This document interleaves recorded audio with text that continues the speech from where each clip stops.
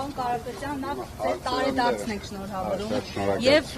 զգացիք, որ թեվակողել ենք 4-րդ հանրապետություն, այսօր Փաշինյանը հայտարարել է, որ թեվակողում ենք 4-րդ հանրապետություն, երրորդն էլ կոնֆլիկտներով է եղել, հիմա խաղաղությունով ենք սկսում այդ հանրապետությունը։ Փաշինյանը մեզ կհասցնի 10-րդ հանրապետություն նույնպես, դրա համար մենք պետք է չթողենք իրեն։ Այսինքն վտանգներ եք տեսնում այդ համարակալման մեջ։ Իհարկե, դուք չեք տեսնում։ Եթե մեր հողերը հանձնելով հրճակենք հանրապետություններ, դրանք կասնենք, ես մի անգամ ասել եմ Լոռվան։ Այնտեղ կանգնելու ենք։ Պարոն Կարապետյան, ասում եք Փաշինյանին հեռացնելու գաղտնի պլան ունեք։ Այդ պլանի հետ կապված ինչ քննարկումներ են տեղի ունենում, հանդիպումներ ունեցել եք այլ ուժերի հետ։ Այդ պլանների հետ կապված ուժերի հետ հանդիպում պետք չէ։ Մենք էլ ունենք գաղտնի պլան, Փաշինյանն էլ ունի գաղտնի պլան իրեն հեռացնելու։ Ինքնին արդյունքների հետ կտեսնեք, պարոն Կարապետյան։ Ես շուտով։ Պարոն Կարապետյան, այդ գաղտնի պլանով դուք կարծեք հեռացրել եք նաև Ալեն Սիմոնյանին, բայց մեկ այլ պլանով փաստորեն հետ է վերադարձել։ Հիմա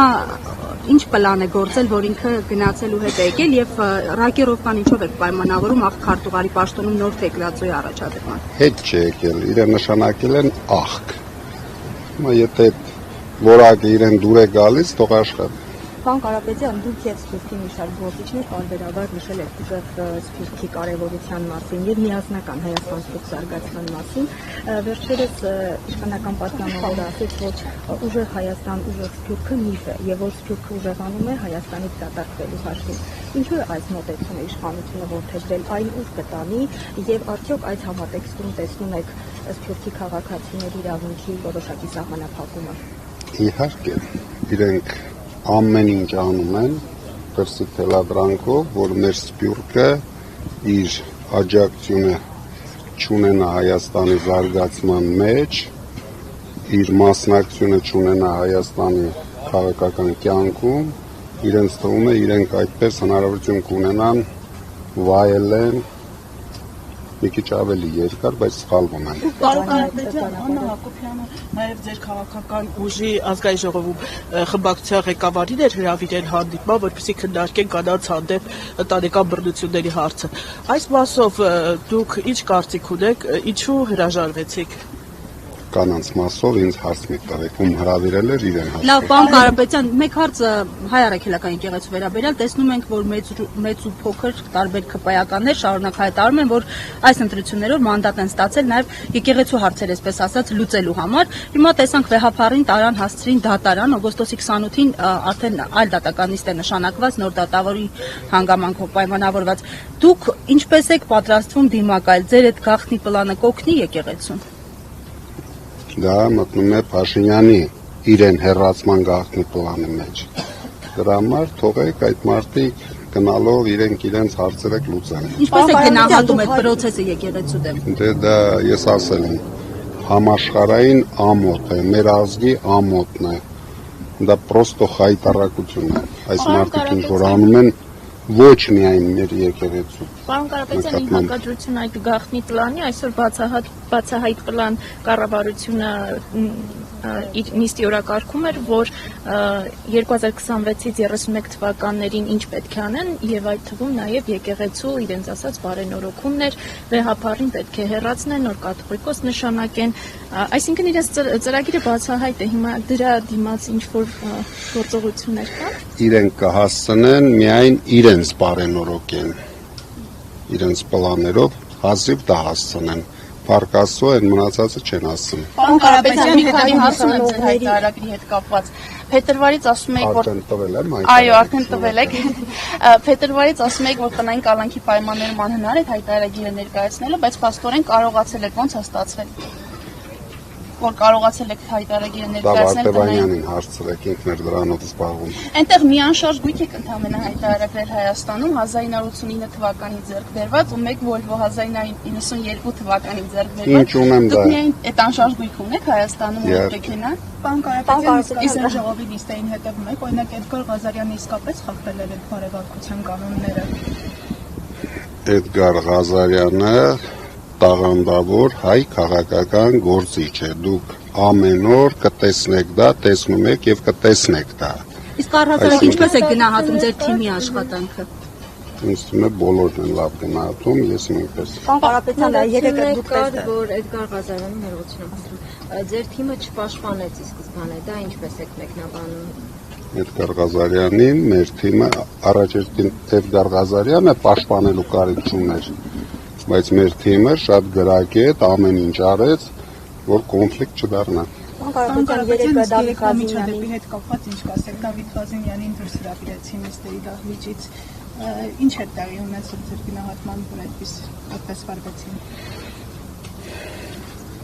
Մեր ֆրակցիան արդեն արձագանքել է դրան եւ շատ ճիշտ արել է։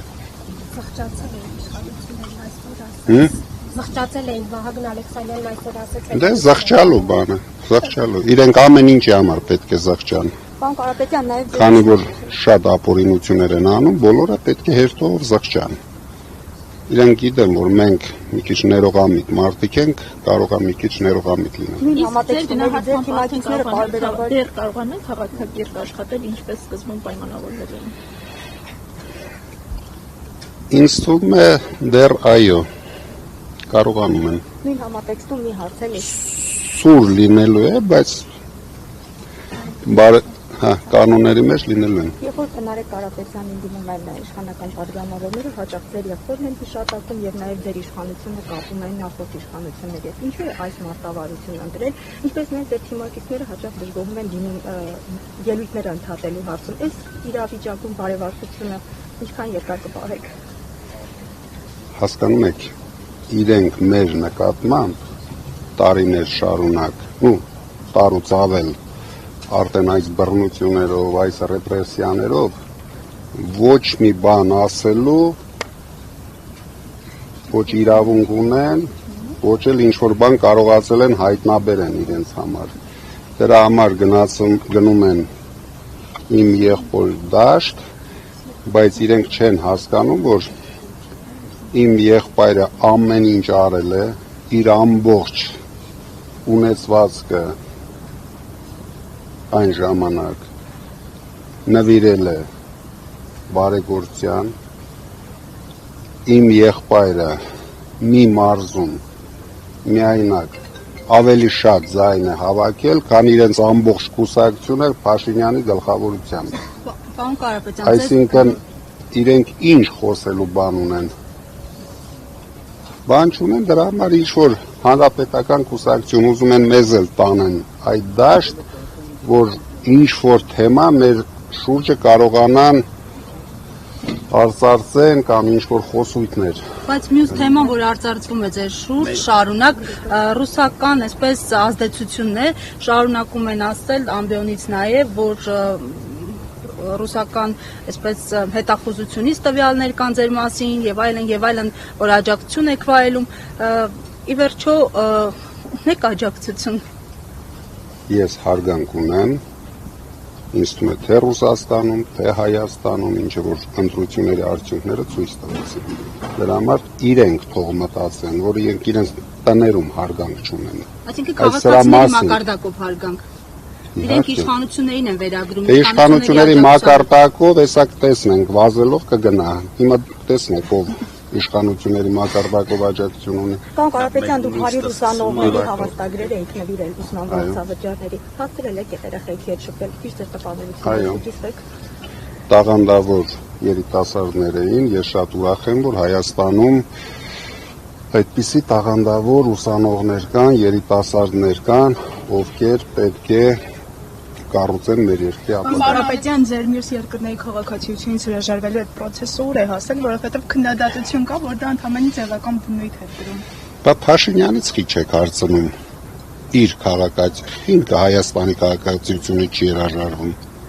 Այսքան փորձանք ա բերել այս երկրի գլխին, թող հրաժարվի քաղաքացիությունից։ Դա իրան էլ հարցրել։ Հայտարարի հետ կապված մի հարց է, մեծ չափով կանխիկ եք հայտարարել $26 միլիոն, այդտեղ 2 միլիոն շուրջ ռուբլի։ Կարող եք ասել, ինչ իմաստ կա այդքան կանխիկ պահելու եւ արդյոք ձեր հայտարարի հետ ցանկին ծանոթացել եք, դա ամբողջական ցանկն է։ Ձեր գույքերի եկամուտների Ես ունեմ մասնագետներ, ովքեր դրանով զբաղվում են։ Բայց դա որ խնդիր լինի, դա ձեզ են ասել։ Ուրեմն կա։ Եթե չլինի։ Դուք ծանոթացել եք Դեռ ներկայացված։ ոչ։ Արգելի հետևորդներ լսում եք